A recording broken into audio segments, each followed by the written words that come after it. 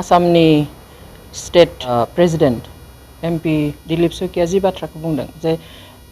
6 schedule आरो tribal belt and ब्लकआ ज' थानो हाया मोनसेल'सो मोनगोन होननानैहाय बे खोथाया दुखुनांथाव बाथ्रा सोंखारि जाथाव बिथाङा जि बाथ्राखौ बुंदों बे बाथ्राखौ माबादिहाय इसेबां माने गोरलैयै बुंदों कारण बेफोर आयदाया इसेबां गोरलैयै बुंनाय बाथ्रा नङा जोबोद माने गुरुत्वपूर्ण बिषय बेफोरो बेवहाय बेबायदि बाथ्रा बुंनानै मानसिनि गेजेराव गोनो गोथो फोसावनाया जोबोद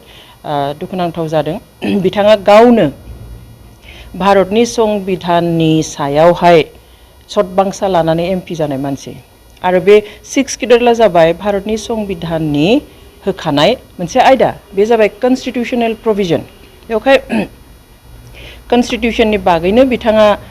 बेरेखा बुंनाय जादों दा बेखाय बिथाङा बेफोर बाथ्राखौ बुंनानै ओरैनो सा साज्रां बुंनानैहाय जोंनि गेजेराव जाहाथे खुनु गोरोन्थि सानलायनाय लाबोआ जों बेखौ हास्थायो लोगोसे बिथाङा जि ट्राइबेल बेल्ट एंड ब्लकनि बाथ्रा बुंदों बे ट्राइबेल बेल्ट एंड ब्लकआथ' दिनैनि खोथा नङा बा बेथ' बोसोरनै बोसोरथामनि आगोलनिबो खोथा नङा भारतआ उदांस्रि मोननायनि सिगाङावनो 1886 मायथाइयावनो 1886 आवनो बेखौहाय ब्रिटिश सोरखारा सोरजिना गालांनाय बेखौ भारत सोरखाराबो सोरजियाखै आसाम सोरखाराबो सोरजिबावाखै दिनैनिफ्राय 139 बोसोरनि आगोलावनो बेखौहाय ब्रिटिश सोरखारा दानानै गालांनाय बिथांमोना जेब्ला बेवहाय सासन खालामदोंमोन अब्ला बिथांमोना नुदोंमोन जे बे ओनसोलनि ट्राइबेल मानसिफ्रा ओरैबायदि अबस्थायाव दङ जे गावनि मोनथाइफोरखौ मिन्थिया बेबादिहाय खुनु सांग्रांथि गैया बेवहाय मोनसे समाव बिसोरो गावनि आथिङाव गसंना थानोबो जेबो थाहैनाय नङा बेनिखाय बिथांमोना बे ट्राइबेल मानसिफोरनो हानि प्रटेक्शन होनांगोन रैखाथि होनांगोन बेबादिहाय प्रोटेक्टेड एरिया एबा डेजिगनेटेड एरिया सोरजिनानै गालांनाय आरो बेफोरनो जाबाय ट्राइबेल बेल्ट एंड ब्लक स' जाय ब्रिटिश सोरखारा ट्राइबेल माहारिफोरखौहाय रैखा खालामनो आरो बिसोरनि हा हु राव थुनलाइ गासैखौबो रैखा खालामनो थाखाय बे ट्राइबेल बेल्ट एंड ब्लकखौ सोरजिनाय बिथाङा बेनि सायाव जेबो बुंथावा आसलते ओमफ्राय गुबुन फारसे नायनो थाङोब्ला जे जोंहा जेसेबां दा ट्राइबेल बेल्ट एंड ब्लक दङ बेफोराव जिफोरा इलिगेलि हाबनानै दङ आयेन बेरेखाहै बेफोराव थानाय बे आयेन बेरेखा सुबुंफोरखौ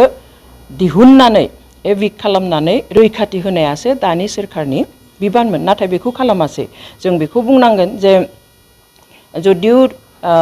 भारत उदांस्रि मोननायनि आगोलावनो बे ट्राइबेल बेल्ट एंड ब्लकफोरखौ दानाय जादोंमोन उनावहाय भारत हादोरा जेब्ला उदांस्रि मोनबाय उदांस्रि मोनखांनायनि उनाव 1947 मायथाइयाव आसामनि बै समनि गाहाय मन्त्रि जेखौहाय जोङो गिबि मन्त्रि होननानै बुङो बिथां मानिनां गपिनाथ बरदलैया बेखौहाय दोनफिनो एडप्ट खालामफिनो एबा रेगुलेट खालामफिनो जे 1886 आव जितु land and revenue regulation act बानायनाय चैप्टार 10 नि बे जिनिसखौ अर्थात ट्राइबेल बेल्ट एंड ब्लकखौ बिथाङा रेगुलेट खालामफिनो अर्थात दोननायसै आरो बेबायदियैनो दिनै आसाम सोरखारनि सिङावहाय बे ट्राइबेल बेल्ट एंड ब्लकआ दङ बेवहाय बिथाङाथ' आरो मैया दाख्लिनि बाथ्रा बादि बुंदों बिथाङा मिन्थिया नामा जे 139 बोसोरनि आगोलावनो बेखौ दानाय आरो दिनै बिटिसि जितु जोंहा 6 शेड्यूल बे 6 शेड्यूलखौ जे दिनैनिफ्राय 22 बोसोर आगोलावनो जोंनो होदों बेखौ मिन्थिया नामा स' जाय बर'फ्रा थै जिउ होनानै बे 6 शेड्यूलखौ मोनदों माबा मोनसे फिसा गावखौ खुंनो थाखाय मोनसे सहाखरनि बेबस्था मोनसे मोनदों बेफोरावबो जुदि बेबादि नोजोर होबाय थायोब्ला बेफोरखौ लानानै जुदि बाथ्रा बुंफैबाय थायोब्ला होमब्ला जोंनि गेजेराव गोनो गोथो जागोन बेखाय सा साज्रां बुंनानै जोंनि बिटिसि एरियायाव इलेक्शननि नामाव बा गुबुन राजखान्थिनि मुङाव बेफोर बाथ्राखौ बुंनानै जाहाथे जोंनि परिबेसखौ गुबुंले खालामा जोंनि गेजेराव ट्राइबेल नन ट्राइबेल बर' अबर' बेफोरबादि साननायफोरखौ जाहाथे सोमजिहोफैया बेखौ जोङो लुबैयो आरो उनफोराव जाहाथे बिथाङा बेबादि बाथ्रा बुङा आसामनि गिबि मन्त्रि बिथाङा जितु कन्टेक्स्टआव बेखौ फार्स्ट क्लास सिटिजेन आरो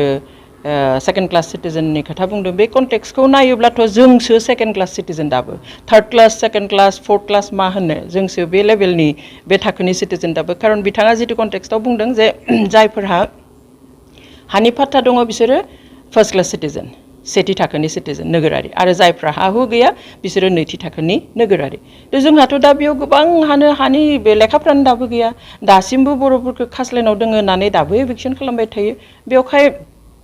जुदि हानि लेखा थानाय बा पाट्टा थानाय थायैआनो जुदि first class and second class citizen बिदिबाथ' जोंनि मानसियासो ट्राइबेल मानसि बा बर' मानसियासो बांसिन सेकेन्ड क्लास थार्ड क्लासनि जागोन आरो ओजों गुबुन फारसेथिं नायोब्ला आसामावबो बिदिनो आसामाव थानाय बेसेबांबा माने अरिजिनेल मानसिफ्रानो दिनै हा हु गैया होमब्ला आसामाव थानाय मानसिफोरखौबो बिथांमोना जायहा हा गैया बिथांमोना थारमाने सेकेन्ड क्लास सिटिजेन होननानै सानो बेफोर खोथाया कुनु ओंथि गैया ट्राइबेल नन ट्राइबेल आरो बेबायदिनो बर' अबर' बिनि सायाव मोनसे गोरोन्थि सोमजिहोनायनिसो मोनसे थांखि बादि जों नुयो आरो बिजेपिआ सरकाराव फैयोब्ला भिसिडिसिखौ बोखार बेखौथ' खालामनो हाया भिसिडिसिआ आं बुंखादों जे 6 शेड्युला जाबाय कन्स्टिटिउसनेल प्रभिजन ओके कन्स्टिटिउसनेलि बेयाव दंखायो आरो कन्स्टिटिउसननि मथेब्ला 6 शेड्युलफोरावहाय पन्चायती राज थिसननो हाया थ' बे 6 शेड्युल थानायफोरावहाय गामि लेभेलाव एडमिनिस्ट्रेसननि जिथु सम्पर्क बेखौ लाखिनो थाखाय भिसिडिसि दिनै दानानै होदों बे जोंनियावल' गैया बेवहाय बे सिस्टेमखौ मालाबाबो गैया खालामनो हाया आरो बेखौ खालामोब्ला जोंनि बिटिसि एबा 6 शेड्युलनि जिथु केरेक्टारिस्टिक बे बायगोन एडमिनिस्ट्रेटिभ जिथु केरेक्टारिस्टिक बेनो बे गैया जाहैगोन आरो बेखौ गैया खालामनो नागिरनानै जुदि माबा मोनसे सिङाव साननाय दङब्ला माबाफोर जुदि षड़यन्त्रफोर दङबा जों मिन्थिला किन्तु ओरैनो बेखौ गैया खालामनो हाया आरो बेफोरबायदि नोजोरजों जुदि दिनै बिटिसिखौ नायदोंब्ला बे जोंनि थाखाय दुखुनांथाव गासैबो जोङो जोंनि इयुननि जिथु रैखाथि मोननो गोनां बेखौ जों मोननो हानाय नङा बेवहाय बेफोरनिफ्राय गासैबो दिनै सांग्रां जानांगोन आरो जाय जेरै हायो बेखौ रैखाथिनि थाखाय जोङो खामानि मावनांगोन